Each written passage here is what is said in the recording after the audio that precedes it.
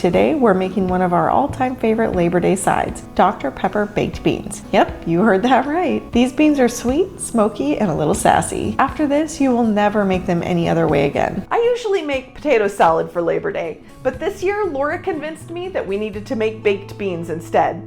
And man, I am so glad she did. These baked beans are the real thing. No baked beans out of a can will ever come close to the flavor of these. They're so sticky and delicious. We're starting with the bacon. A nice smokehouse bacon will give the best flavor to this. You just want to chop it up into smaller pieces.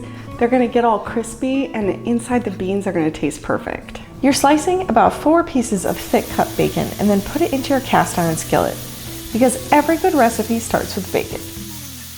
We're not going for crispy here, just about halfway cooked, which should take around 3 minutes. Now go in with half of a chopped onion, low and slow for about 8 minutes. It softens and gets nice and sweet, kind of like caramelized onions, but faster. And don't forget the garlic. 2 cloves, minced up, and just 30 seconds in the pan. If garlic burns, it gets really bitter, so watch it close. Now we're going to start building that flavorful sauce.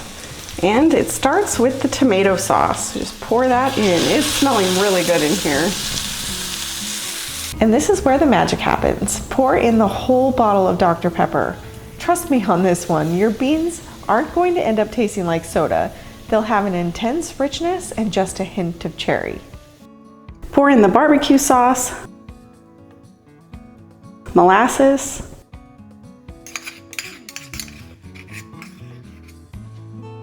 Worcestershire, apple cider vinegar, and a little mustard powder is going to give it a little extra zing. Stir it all together. Next, we're going to add the beans, and you can go a couple different directions with the beans. You can use dried beans, just rehydrate them and cook them, or you can use canned pinto beans. Now, obviously I'm using canned pinto beans because it's so much faster. And I'm using about 2 cans of 24-ounce pinto beans drained, or you'll need about 2 cups of dried beans. Don't forget to cook them first. Let's just get these all right in here. Stir it all together. Hopefully you chose a larger pot than I did. Mine's about to hit overflow capacity here.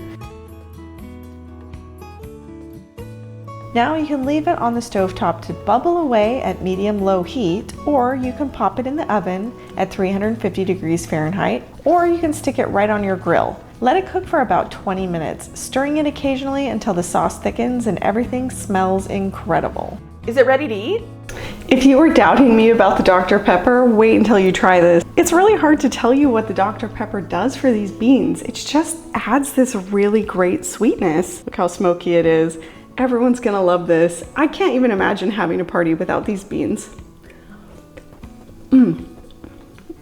Yeah, just the right balance of flavor. You really have to try it yourself to see how great it is. I know you'll love it. Laura and I hope that you have a fantastic Labor Day cookout. We've already done the planning for you, so check out the rest of the menu right here before you go.